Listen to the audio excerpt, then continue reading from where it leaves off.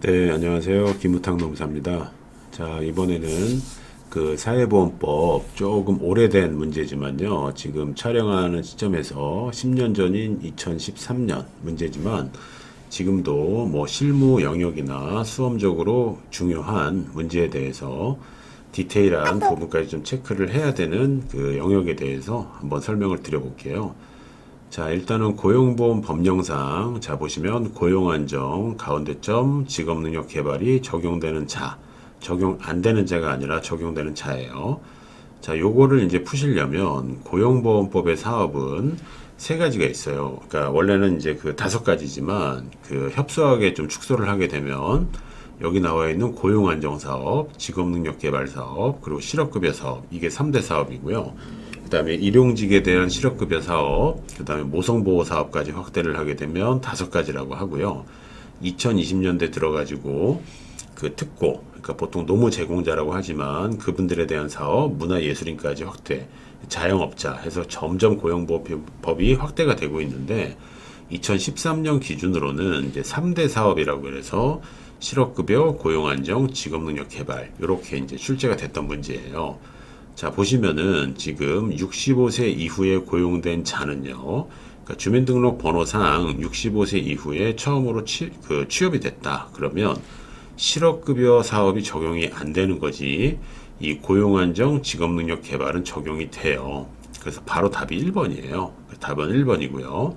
그다음 별정우체국법, 국가공무원법, 사립학교교지원법, 지방공무원법 등 별도의 법령이 있는 이 법령에 의해서 어떤 그 근로시간이나 임금에 어떤 적용을 받는 분들은요, 고용보험법이 아니더라도 별도의 보호 조치가 있어요.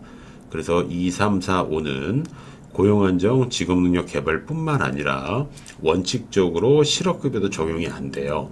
다만 뒤에서 해설을 드리겠지만 그 임기제 공무원 같은 경우는요, 본인이 원할 경우에 임의가입 형태는 아니지만 별도 부가보호를 통해서 실업급여는 가능합니다. 그래서 이제 해설을 한번 드려보면요.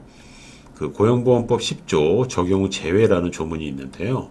거기에 따르면 초단시간 근로자 해서 일주 소정 근로시간이 15시간 미만, 정확하게는 4주 평균에서 15시간 미만인데 3개월 이내의 경우에만 적용 제외가 되고요. 3개월 이상 생업으로 종사한다. 그러면 고용보험의 의무 가입입니다. 그리고 공무원, 국가, 지방직 다 해서 공무원분들, 사립학교 교직원, 별정 우체국 직원은 고용보험에 적용을 받지 않는 것이 원칙이에요. 다만 같은 조 1항 3호 단서에서 잘 보시면 별정직 임기제 공무원, 그러니까 이걸 민간 영역으로 해석하면 기간제라고 보시면 돼요. 이 경우에 본인이 원하는 경우에는요, 실업급여 사업만 적용받을 수 있고, 이 경우에 이 가입을 할 때 별도 부가보호가 따로 있어요. 다만 실업급여 사업만 적용받기 때문에 고용보험에 가입하더라도 고용안정, 직업능력 개발 사업은 적용받지 않아요. 그러니까 여기 있는 2번, 3번, 4번은 무조건 적용을 받지 않습니다.